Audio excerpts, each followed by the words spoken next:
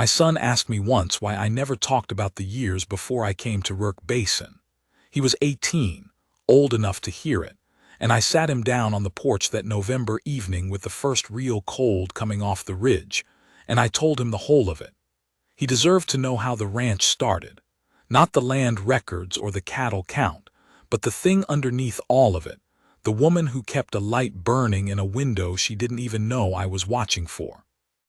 This is what I told him. I was 31 years old the winter I nearly died in Broken Cantle Canyon, and I hadn't done a single thing in those 31 years worth dying for. I was a drifter by nature and by choice, which is a fancy way of saying I was afraid to stay anywhere long enough to matter. I'd worked cattle in 3 territories, freighted goods through mountain passes that had no business being open in November, and I'd managed to convince myself that a man who kept moving was a man who stayed free. I know now that I was only a man who stayed alone, but wisdom comes slow to the stubborn, and I was as stubborn as any mule that ever stood in a canyon wind. The blizzard that hit Broken Cantle Canyon on the 14th of December, 1883, was not the kind of storm a man outrides. I knew that within the first hour. My horse, a rangy sorrel I'd been pushing too hard since the Utah border, went lame on a patch of ice where the canyon narrowed, and the snow came sideways like it had a personal grievance. By the time I got him moving again, slowly, the both of us, I couldn't see 10 yards in any direction, and the cold had moved past discomfort into something serious. My hands had stopped hurting, which meant they were past hurting. A man who's wintered in the high country knows what that means. I found the lamp station by accident, or providence. I have spent 15 years turning that question over, and I still can't settle it. The light was a single candle in a south-facing window, small enough that I might have ridden past it in any other condition. But a man who is going to freeze to death will move toward any light in the universe, and I moved toward that one. I got my horse into the lean-to shelter behind the station. There was already a mule and a bay mare there, blanketed and calm, and I hammered on the door with both fists because my hands were past the point of knocking. She opened it without fear. That was the first thing I noticed, even half frozen as I was. A woman alone in a canyon station, winter dark, a stranger hammering at her door, and Cora Fenn opened it like she'd been expecting me. She was 40 or near it, strong in the hands and steady in the eyes, her dark hair pinned back and her sleeves already rolled up, and she looked me over the way a woman looks at a fence post to decide whether it's worth mending. "Get in," she said. "You look like something the storm dragged in and reconsidered." I got in. What followed I remember only in pieces, the heat of the stove hitting me like a physical blow, her hands practiced, efficient, not gentle exactly but careful, getting my boots off and checking my feet. She said something about the left one being worse, and I tried to answer, and what came out wasn't words. She put me near the stove on a pallet she pulled from the back room and covered me with a quilt that smelled of cedar and wood smoke. And she sat beside me for the first part of the night and checked my hands and feet at intervals with the calm of a woman who had done this before, or something like it. I slept and woke and slept. The storm was outside, howling with what sounded like personal frustration. In here there was the stove, the smell of pine pitch and something cooking, and the small sound of a woman working by lamplight. When I came to myself enough to hold a conversation, it was the second day. "Your horse will be fine," she said, setting a bowl of broth in front of me before I could ask. "Left hind was stone bruised. He needs rest, not just you." "Ma'am," I said, "I'm grateful." "You're alive," she said. "That's what matters. Gratefulness comes after." Her name was Cora Fenn. She told me without ceremony, the way people in isolated country tell you their names, as a practical piece of information, not an introduction. She ran the lamp station at Broken Cantle Crossing, which meant she kept the canyon road lights burning through the winter months so that freight wagons and travelers didn't drive off the ice shelf in the dark. Her husband, a man named Aldous Fenn, had built the station and run it until 3 winters back, when a rock slide on the canyon wall took him and 2 freighters during a November storm. She had stayed on because the territory paid her to keep the lights, and because she had nowhere particular to go, and because she said this last part so quietly I nearly missed it. Aldous was buried on the south-facing slope, and she wasn't ready to leave him without someone keeping watch. I didn't have anything to say to that, so I said nothing, which was, I think, the right choice. I stayed 4 days. The storm kept me the first 2, my horse kept me the third, and the fourth I stayed because I woke that morning and found that I didn't want to leave, which frightened me badly enough that I started saddling up before breakfast. In those 4 days, I learned that Cora Fenn read by lamplight until late in the evening and was not embarrassed about it, that she kept her accounts in a ledger with handwriting finer than any schoolteacher's, that she fed her mule before herself, every meal, without thinking about it, that she had a laugh she almost never used, but that when it came it was sudden and genuine and changed the whole room, that she had strong opinions about the territory's freight road policy and was not shy about sharing them, that she missed her husband in a way that wasn't grief anymore exactly, but had become something she carried inside her body like a healed break, present always, not debilitating. And I learned in those 4 days that I could be still. In her company, in that small station with the wind outside and the stove between us, I could sit without reaching for the door. I hadn't known I was capable of that. On the morning of the 4th day, I told her I'd be riding on. She was at the stove and she didn't turn around right away, and when she did her face was composed and kind and gave away nothing except maybe, for a moment around the eyes. "Weather's clear," she said. "Road'll be hard packed, you'll make good time." "Yes, ma'am." "You need supplies, help yourself to what's in the far box. Jerky and hardtack, leave what you don't take." "I'll leave payment." "You will not," she said. "Safe travels, Mr. Rourke." I rode out. I told myself it was the right thing. A drifter with no land, no money, no name worth handing to a woman like Cora Fenn, what would I have been offering her? Another man to tend. Another name to carve on that south-facing slope. I rode out, and I told myself I was being honorable, and I almost believed it. I was a coward. I know that now. What I was afraid of was not failure. I'd failed at plenty of things and walked away. What I was afraid of was succeeding, was staying, was becoming the kind of man who came home to a lamp in a window and had enough to lose that losing it would mean something. That kind of fear doesn't announce itself honestly. It dresses up as wisdom and rides out in the clear morning, and you don't know it for what it is until you're 50 miles gone, and the cold has settled back into your bones, and you realize the only warm thing you felt in 15 years just disappeared behind you. I rode south. I worked cattle in New Mexico territory through the spring and part of the summer. I told myself I'd go back when I had something to offer. I told myself a lot of things. The first year I worked for a cattle outfit near the Arizona line, honest work, good pay, and I saved nearly all of it because there was nothing I wanted to spend it on. My bunkmates thought I was miserly. I let them think so. The second year I bought a small parcel of land in Wyoming territory, not in Broken Cantle Canyon. I told myself that was coincidence, but it was a day's hard ride from the canyon crossing, and I knew it when I signed the deed. I ran a small herd, lost some to winter, kept more, learned. The third year I added land. The fourth, cattle. By the 5th year I had enough that a reasonable man would have said I had something to offer. I didn't go back. I told myself it had been 5 years and she'd likely moved on, remarried or left the canyon or both. I told myself showing up after 5 years was an insult, not a gesture. I told myself these things in the bunkhouse and on the range, and in the dark of a winter that was nothing like as cold as that first one in Broken Cantle Canyon. But that felt colder because cold is partly in your chest and not just the air. The 7th year I rode past a woman in a town market who had Cora Fenn's way of moving, certain and unhurried. And I stopped in the middle of the street and stared like a fool until the woman turned around and wasn't her. And I stood there in the dust with something large and inconvenient happening in the vicinity of my sternum. And I understood finally, at age 38, what I had done. I had left warmth behind me in a canyon and spent 7 years pretending I wasn't cold.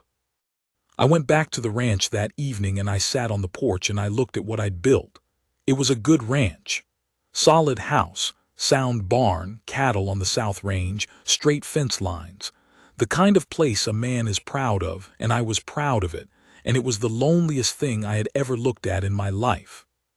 Because I had built it the way you build a thing when you're building it for yourself, which is to say I had built it with no thought of anyone else, and a place built for one person is just a building. It is not a home. A home is what Cora Finn had in that lamp station. I'd known it when I was sitting by her stove. I'd known it when I rode away. I just hadn't been honest enough to say so out loud. The 8th year I added more land. I built a second room onto the house. I told myself it was for storage. The 10th year I rode into town for supplies, and the freighter who ran the Broken Cantle route, a broad-shouldered man named Eck Harlan, who'd been on that road since before the Finn station was built, was at the hardware counter, and I asked him, carefully, if he knew whether the lamp station at Broken Cantle Crossing was still operating. He looked at me sideways. "Still operating," he said. "Cora Finn still keeps the lights. Nobody else take the posting. Too lonesome for most." He watched me while I absorbed that. He was a perceptive man, Eck Harlan, or he'd been on the road long enough to recognize a certain kind of fool. "You know her," he said. "Met her once," I said. "Long time ago." He nodded and didn't push it, which I was grateful for, because I was not capable of explaining it. All I knew was that Cora Finn was still in that canyon, still keeping the lights burning, and the feeling that information produced in me was something I couldn't fit into any word I had. I went home and I sat on the porch again, and this time I looked at the ranch differently. Not at what I'd built, but at what I'd been building toward without ever admitting it to myself. The second room. The good stove I'd ordered from back east that was twice the size I needed. The kitchen garden I'd started and then let go to seed because there was only me and I didn't bother. The fence lines that ran all the way to the creek, because I'd laid them out with more land in mind than I'd had use for. I was 31 years old when I left her window. I was 41 when I finally started packing to go back. It took me 2 more weeks to talk myself into leaving, not because I was uncertain. I had stopped being uncertain somewhere around year 8 and just refused to admit it, but because 15 years is a long time and I had to face what that meant. I had left without a word. I had stayed gone for 15 years. I had sent no letter, made no inquiry, given her no reason to think I had ever thought of her at all after riding out of her canyon on a clear December morning. Whatever she'd felt or not felt in those 4 days, whatever door might have been open, I had let it sit closed for so long it might have rotted off its hinges. I might ride back to a woman who had long since given up on me, if she had ever started. I might ride back to a woman who had remarried, though Eck Harlan hadn't mentioned a husband. I might ride back to a woman who would look at me the way you look at a man who shows up 15 years late to an appointment and ask what exactly I thought I was doing. All of those things might be true, and I was still going, because a man who is honest with himself knows when he is out of excuses. I loaded the sorrel's successor, a good gray gelding I'd named Cannon for his chest, and I rode north in mid-November, which was not the season a sensible man chose for Broken Cantle Canyon, but which was the only season I had, and which was, I noticed, the same month I had first stumbled into her light, 15 years back on the same calendar page. I didn't know what to make of that except that it seemed right in a way I couldn't explain. The canyon road was hard. There had been early snow, not blizzard deep, but enough to make the ice shelf treacherous in places, and I picked my way through it the way she had probably been picking her way through it every winter for 15 years without me. The thought of that Cora Finn, alone in that canyon, keeping the lights burning through every storm since Aldous died, for all the strangers who would never know her name, made something tighten in my chest that didn't ease until I came around the last bend and saw it. The lamp station at Broken Cantle Crossing. And in the south-facing window, one candle. I sat on Cannon for a long moment in the canyon dark, looking at that light. 15 years. The station looked the same. Smaller, maybe, because I'd built it larger in my memory. The lean-to behind it had been extended, new timber, pale against the old. The south-facing slope beyond the station was dusted with snow, and I could see from the road the outline of a fence around Aldous Fenn's grave that hadn't been there when I left. She was still here, still keeping the lights, still, somewhere in that warm building behind that single candle, exactly herself. I got off Cannon and put him in the lean-to. There was a mule and an older bay there. The bay a different horse from the one I remembered, but the same disposition, calm and incurious. And I walked to the door and I knocked. Not hammering this time. A real knock, the kind you make when you mean to be received like a person and not a storm. The door opened. Cora Fenn looked at me for 3 full seconds without speaking. She had gray in her hair now, threaded through the dark, and the lines around her eyes were deeper. She was wearing the same kind of practical dress she'd worn 15 years ago, sleeves already rolled up, like she'd been in the middle of something and had just stepped away to answer the door. She looked at me with those steady eyes, and I watched her place me. Watched it happen, the moment recognition landed. "Mr. Rourke," she said. Her voice was exactly as I remembered. "You look better than the last time you showed up at my door." "It wasn't a blizzard this time," I said. "No," she said. "Just a fool on a gray horse in November dark." I couldn't argue with that. "Yes, ma'am." She studied me another moment. "Well," she said, "your horse is in the lean-to, I assume. Come in, then." I came in. The station was the same and not the same. Same stove, same lamp on the same table, same smell of pine pitch and something cooking. New shelves along the east wall, full of books.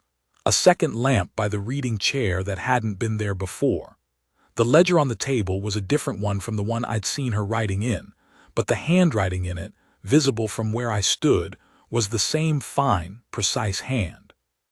She put a bowl of stew in front of me before I could say anything. The same practical efficiency. I sat and I held the bowl and I tried to find the beginning of what I meant to say, and what came out was, "I should have come back sooner." "Yes," she said. She sat across the table from me, not with the bowls she'd already eaten, I gathered, but with her coffee cup, both hands around it, watching me in that direct way she had. "You should have." I left without a word. "You did." I told myself. I stopped. There's no accounting for it that makes it right. I was afraid and I dressed it up as sense and I rode out, and "I'm sorry, Mrs. Fenn." She looked at me for a long time. The stove ticked. Somewhere outside Cannon moved in the lean-to. "Cora," she said finally. I looked up. "You've been calling me Mrs. Fenn for 15 years in your head, I imagine," she said. "That's long enough, it's Cora." Something in my chest shifted, not broke, eased, like a hinge that had been stuck and moved at last. "Cora," I said. "Now eat your stew," she said. "It'll get cold and I didn't make it for the cold." I ate. She drank her coffee. The lamp held steady between us and the wind outside was no blizzard, just the canyon breathing the way it always did. I found that I could be still. I hadn't been sure I still could after so long moving. But in her company in that small station I could sit without reaching for the door. Same as it had been. Some things don't change, even in 15 years, because they are not really about the time. After a while she said, "Tell me about the ranch." So I told her about Rourke Basin. The land I'd added a piece at a time, the cattle, the fence lines down to the creek, the house I'd built and then kept adding onto for reasons I hadn't been honest with myself about. I told her about the second room. I told her about the kitchen garden I'd let go to seed. I told her about standing on my porch in year 7 and finally understanding what I'd been building toward and being too pig-headed to admit it for 4 more years. She listened without interrupting, which is a skill most people don't have. When I finished, she was quiet for a moment. Then she said, "You built a second room." "For storage," I said. "Then, that's what I told myself." She said, and something moved across her face that wasn't quite a smile, but was the thing a smile comes from. "Cora," I said, "I came back because I am not a young man with nothing to offer anymore, and I never should have left the way I did, and I am not going to insult you by pretending that 4 days in a blizzard is a courtship.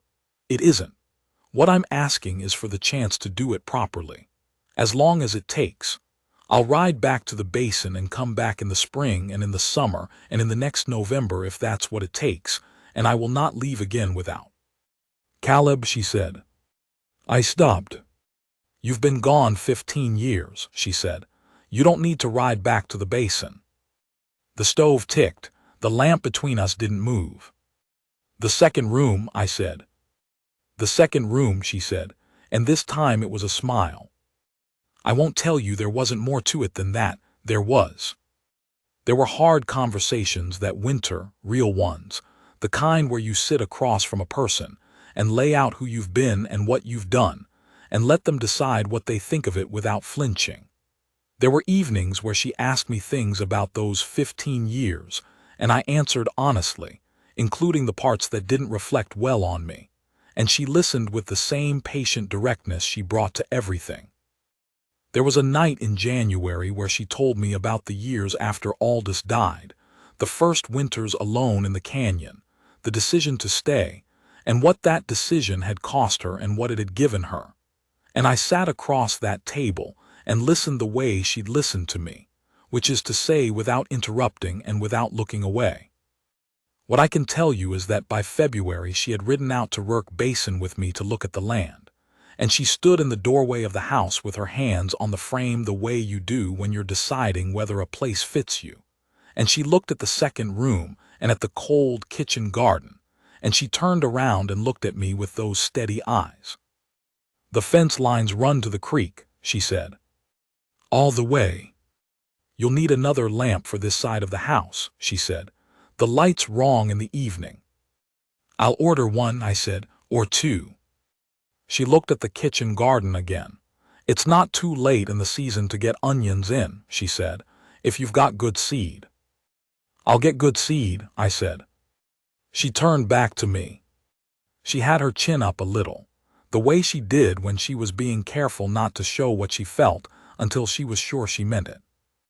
"The lamp station at Broken Cantle Crossing needs to be kept," she said. "The territory still pays for it and it still matters. Those freight roads are still dark in winter." "Yes, they are," I said. "I'd need to ride up there for the bad months," she said. "November through February." "I'd ride with you," I said. She studied me. "You'd leave the ranch through the hard winter months." "The hands can manage. I've hired good men." I held her gaze. "I'd ride with you." Another long moment. The canyon wind was quiet that afternoon, the way it sometimes is in February, like it's resting up for the spring. "All right then," she said. We were married in April, Cora and I, in the small town at the mouth of the canyon, in a ceremony that took about 12 minutes and was witnessed by Eck Harlan the freighter and a woman named Bess Colton, who ran the dry goods store and had known Cora for years. Cora wore a dark blue dress and had her hair pinned up and looked at me during the vows with those steady eyes and said the words clearly and meant them, and I said them back and meant them more than I had meant anything in my life. We rode back to the basin that evening. The kitchen garden was already in. There was a new lamp on the west side of the house. The second room had a proper bed in it now and a chest of drawers and 2 hooks on the wall for Cora's coats. In November we rode up to Broken Cantle Crossing together, and she lit the lamps for the season, same as she had every winter since Aldous died, except this time there was a second horse in the lean-to and a second pair of boots by the door. We spent that winter in the station, the 2 of us, and I learned things about staying still that I could not have learned any other way. How to read in the evening by a lamp without needing to be somewhere else. How to share a stove and not feel crowded. How the canyon sounds different at 3 in the morning when you're not alone in it. How the dark is different. How the cold is just cold and not something that lives in your chest. Before she blew out the last candle on the last night of February, the snow was thinning. We'd ride out in the morning. She stood at the south-facing window and looked out at the slope where Aldous was buried under its winter cover, and I stood beside her and didn't say anything because she didn't need me to. After a while she put her hand in mine. That was all. We rode back to the basin in the early March light, Cora and I, and the kitchen garden was waiting, and the fence lines ran all the way to the creek. And the second room was not for storage anymore but for the boy we'd have in October, your uncle. I told my son, though you'll know him as a grown man and never believe he was once that small. And the ranch that had been the loneliest thing I'd ever looked at was something different now. It was a home, which is just a word until you understand what it means. And it means that the person who keeps the light burning is the same person you're riding home to. My son was quiet for a while after I finished. The evening had gone fully dark while I was talking, and the lamps were lit on the porch, and somewhere out in the south pasture the cattle were settling.